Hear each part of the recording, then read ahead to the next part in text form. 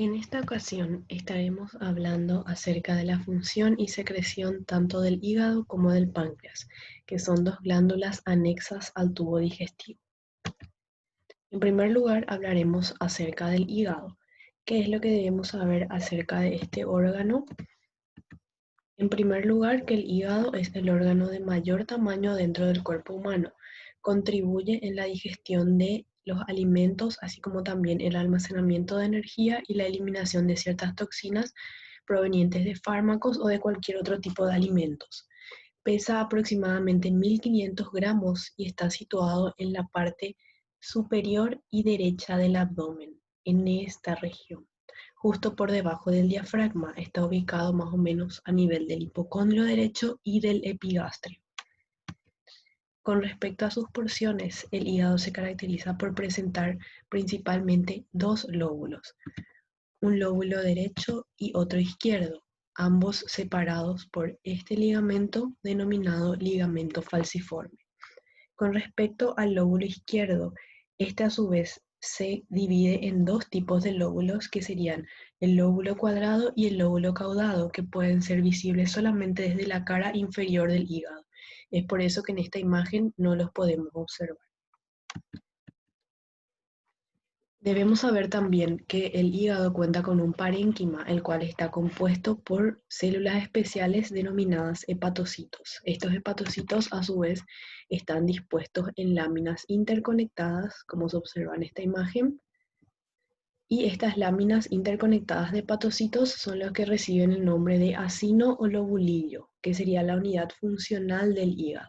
¿En qué consiste este acino? Como dijimos, en un conjunto de células o en un conjunto de hepatocitos interconectados alrededor de una vena central, que sería un afluente de la vena porta. Y en los extremos podemos observar una pequeña arteria, rama de la arteria hepática propia, otra vena, afluente de la vena porta, y un conductillo biliar. Con respecto a las células que forman parte de este parénquima, ya habíamos nombrado a los hepatocitos, que dijimos que son las células estrella. Estas se encargan de transformar y almacenar el glucógeno y los lípidos provenientes de todos los nutrientes que ingerimos a través de la alimentación. Después tenemos a las células de hito, que son las que se encargan de almacenar las vitaminas liposolubles y producir ciertos factores de crecimiento. Tenemos también a las células endoteliales, que son las células que se encargan de formar las paredes de los capilares hepáticos. Es decir, estas células son las que aportan el plasma y los nutrientes necesarios para que el hígado pueda cumplir con su función. Y por último tenemos a las células de Kupffer, que actúan como macrófagos, es decir, que fagocitan ciertos antígenos y se encargan de secretar toxinas. Otro detalle importante que no debemos olvidar es que el hígado está recubierto por una cápsula especial denominada cápsula de Gleason. Esta cápsula rodea completamente al hígado, se caracteriza por tener una consistencia fibrosa, por ser resistente y delgada. Con respecto a las funciones que cumple el hígado, las podemos clasificar en dos grandes grupos: las funciones metabólicas y las funciones tanto secretoras como excretoras. Dentro de las funciones metabólicas encontramos el metabolismo de los nutrientes como los carbohidratos, lípidos y proteínas. Este metabolismo está llevado a cabo por los hepatocitos. Con respecto a las funciones secretoras y excretoras, estas se encargan de la formación y la secreción de la bilis.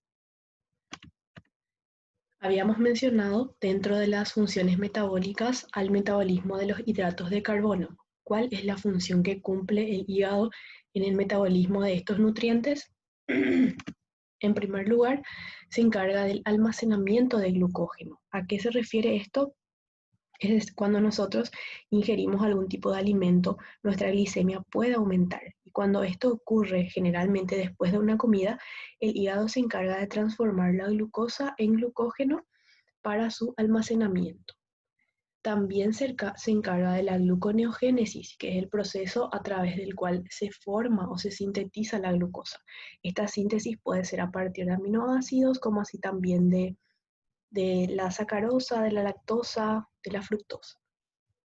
Y también se encarga de la glucogenólisis, que es un proceso que ocurre una vez que nuestra glicemia disminuye. Lo que hace el hígado entonces es captar esa disminución sanguínea de glucosa y degrada el glucógeno para liberar de esa forma la glucosa al torrente sanguíneo. También participa del metabolismo de los lípidos y cuáles son las acciones que ejerce el hígado dentro de este tipo de metabolismo. En primer lugar, la beta-oxidación de los ácidos grasos.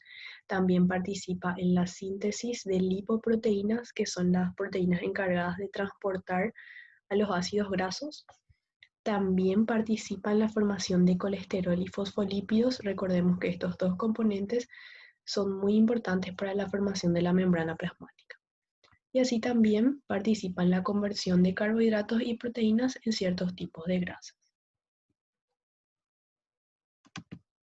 Con respecto al metabolismo proteico, participa en la desaminación de aminoácidos, por lo tanto en la formación de urea, que sería el producto final del metabolismo de las proteínas.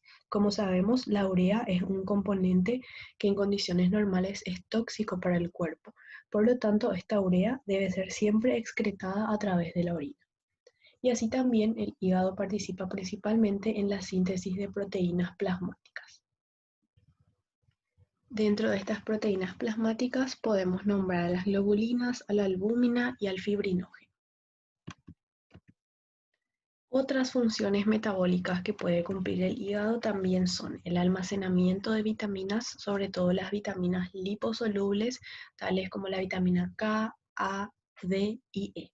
También participa en la formación de los factores de la coagulación vitamina K dependientes, participa en el almacenamiento de hierro en forma de ferritina y también en la eliminación de fármacos, hormonas y otras sustancias que podrían ser tóxicas para el organismo. Con respecto a las funciones secretoras, su principal función secretoria y excretora corresponde a la formación de la bilis. Como sabemos, la bilis es una secreción acuosa que está compuesta por componentes tanto orgánicos como inorgánicos, y su secreción normal oscila entre los 800 y 1200 ml al día. ¿Cuál es la composición de la bilis? Su principal componente es el agua. En un 82% la bilis está formada por agua. Le sigue en un 12% los ácidos biliares, en un 4% la lecitina y fosfolípidos, 0,7% el colesterol no esterificado y 1,3% la bilirrubina conjugada, las proteínas, electrolitos y otros componentes. ¿Cuáles son las funciones de la bilis? Principalmente cumple una acción emulsificante. ¿Qué significa esto? Que ayuda o facilita la digestión de las grasas en el intestino. ¿Cómo realiza o cómo cumple esta función? Lo hace a través de la formación de micelas para favorecer de esta forma el transporte de los lípidos. También sirve como vía de excreción para el colesterol y la bilirrubina. Recordemos que la bilirrubina es un pigmento que también podría llegar a ser tóxico para el organismo. Y así también cumple una función inmunológica debido a que favorece el transporte de inmunoglobulina A a la mucosa intestinal. Pasamos ahora a la siguiente glándula, que sería el páncreas. ¿Qué es lo que debemos saber acerca del páncreas? En primer lugar, que es una glándula mixta, es decir, que cumple dos funciones. Presenta una forma cónica y está localizada en la región dorsal del abdomen, justo por detrás del estómago. Esta glándula se caracteriza por presentar ciertas porciones. En primer lugar, tenemos a la cabeza. Esta cabeza está situada dentro de la curvatura duodenal. Como vemos en esta imagen, está muy relacionada con la segunda porción del duodeno. Luego tenemos al proceso unciforme, que sería la porción que queda justo por detrás de los vasos mesentéricos superiores.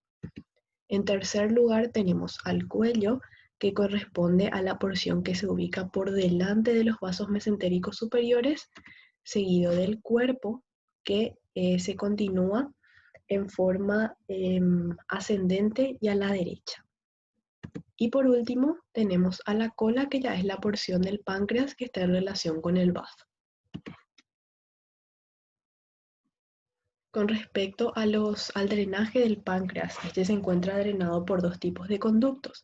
Tenemos al conducto pancreático principal, denominado también conducto de Wirsung, y el conducto pancreático accesorio, denominado también de Santorini.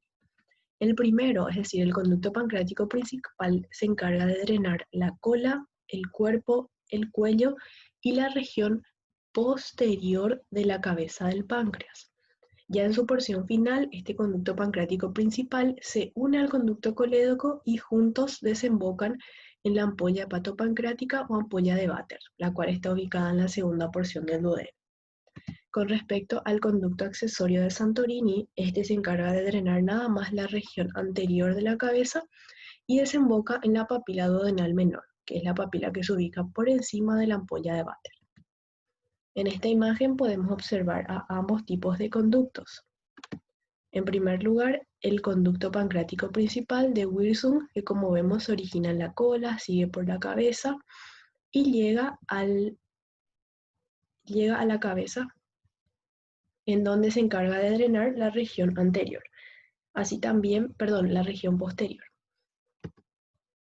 Y aquí también podemos observar al conducto accesorio de Santorini, que es el que se encarga de drenar la región anterior de la cabeza. Y vemos como ambos conductos desembocan en la segunda porción del duodeno. El conducto de Wirsung desemboca en la papila duodenal mayor, en la ampolla de Vater o ampolla hepatopancreática, y el conducto accesorio de Santorini, que drena en la papila duodenal menor, la cual se ubica justo por encima de la ampolla de Vater. Debemos saber también que el páncreas está formado por dos tipos de tejidos. Tenemos al tejido exócrino y al tejido endocrino. El tejido exócrino es aquel que se encarga de secretar ciertas enzimas digestivas, las cuales se encargan de formar el jugo pancreático, y está constituido por los acinos pancreáticos. Con respecto al tejido endocrino, este se encarga de secretar hormonas y está constituido por un conjunto de células, las cuales se agrupan en ciertos islotes denominados islotes de Langerhans. Con respecto al páncreas exócrino, dijimos que se encarga de formar el jugo pancreático. ¿Y cuál es la composición del jugo pancreático? Este jugo está compuesto por agua, por bicarbonato y por las enzimas digestivas, que son las que se encargan de digerir o de degradar ciertos nutrientes que ingerimos a través de la alimentación. ¿Cuáles son las principales enzimas digestivas? En primer lugar tenemos a la tripsina y quimotripsina, que son las que se encargan de digerir a las proteínas. Tenemos también a la amilasa, que participa en el metabolismo de hidratos de carbono. Tenemos a la lipasa, que es la que digiere a los triglicéridos o lípidos. Y por último tenemos a la ribonucleasa y a la desoxirribonucleasa, que se encargan de digerir el ARN y el ADN respectivamente. Y por último tenemos a la porción endocrina del páncreas, que es la que se encarga de secretar hormonas, como ya habíamos mencionado. Dijimos que el páncreas endocrino estaba formado por un conjunto de células agrupadas en islotes. Y las células que forman parte de estos islotes son las células alfa, que son las que se encargan de secretar glucagón. Esta hormona es la que contribuye a la elevación del nivel sanguíneo de glucosa. Tenemos también a las células beta, las cuales se encargan de sintetizar y secretar insulina. La insulina se libera cuando los niveles plasmáticos de insulina están disminuidos. Están aumentados. Por lo tanto, contribuye a la disminución de los niveles sanguíneos de glucosa. Y por último tenemos a las células delta, que son las que se encargan de la secreción de somatostatina.